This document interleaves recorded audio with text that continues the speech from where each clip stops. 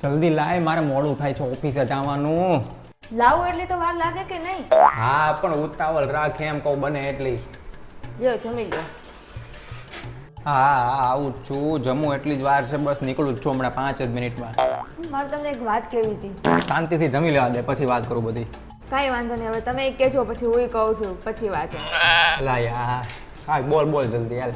એટલે બાજુવાળાને ઉધાર આપ્યા હતા એના પૈસા આપ્યા કે નથી આપ્યા જી? એ લઈ લઈશ ભાઈ, હવે બાજુમાં જ રહેત ને ક્યાં ન્યાય ઘર વેચીને ભાગી જવાના છે ક્યાંય. મને કોઈના ઉપર વિશ્વાસ નથી હો.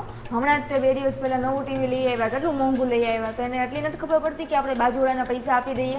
એમાં હું થઈ ગયો હવે, વાંધો નહીં, આજકાલમાં હું આવતા જતા એને કહી દઈશ બસ.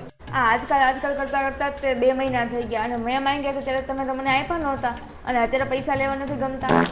જમી લેવા દે ને પહેલા મને, હું લઈ આવીશ ભાઈ ગમે ત્યારે. મારે અત્યારે જ જોવે છે, જાઓ લઈ આવો, મારે નવો ડ્રેસ લેવો છે. તારે જે લેવું હોય ને લઈ લે, આ પાકીટમાં પૈસા પડ્યા જ છે, તમે તારે લઈ આવી જા ત્યાંથી. મારે ઈ જ જોવે છે પૈસા, તમારે લાવવા છે કે નથી લાવવા એ કહી દો. હાય સારું હાલ કરું હમણાં ફોન. હમણાં નહીં અત્યારે જ તે કરો કે હું જાઉં ત્યાં તમે ન માંગી એકતા હોય તો. કરું છું ભાઈ, હવે તે તો લોહી પીધા છે હવે.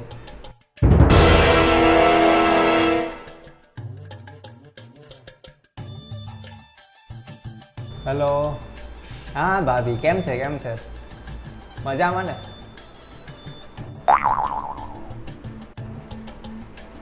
તો ઠીક. હા સાંભળો, રમેશભાઈ ક્યાં ગયા?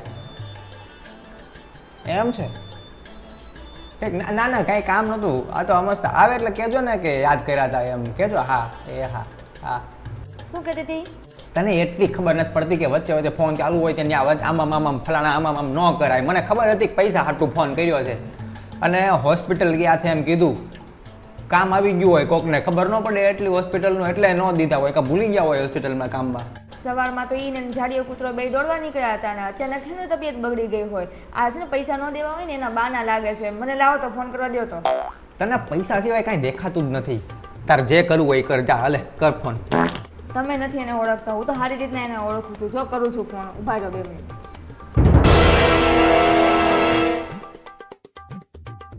હેલો ભાભી. હા ભાઈને કેમ છે? હા એ તો હોસ્પિટલ ગયા એમ કીધું ને તમે, એટલે સારું છે ને એને? ઠીક. હા તો એને કહેજો એક રૂમ બુક કરાવી રાખે. હા એક પેશન્ટને ત્યાં મોકલું છું. હા એ હા. કોને લગાડ્યો હતો તે? આપણે બાજુમાં હો, રમેશભાઈ ત્યાં લગાડવાનો હતો. આ તો રૂમની વાતો કરવા માંડી. ત્યાં જ લગાવ્યો તો ફોન. એ હોસ્પિટલમાં નોકરી કરે છે તો રોજ ત્યાં જ હોય, તો ભાભી કરીને મંડાઈ પડ્યા હતા. તે તો પાછો રૂમ બુક કરાવ્યો ને કોની હાટે? કોણ બીમાર પડી ગયું? તમારે હાટું બુક કરાયો તો તમને ત્યાં મોકલું છું. લેતા આવજો પૈસા આવતી વખતે.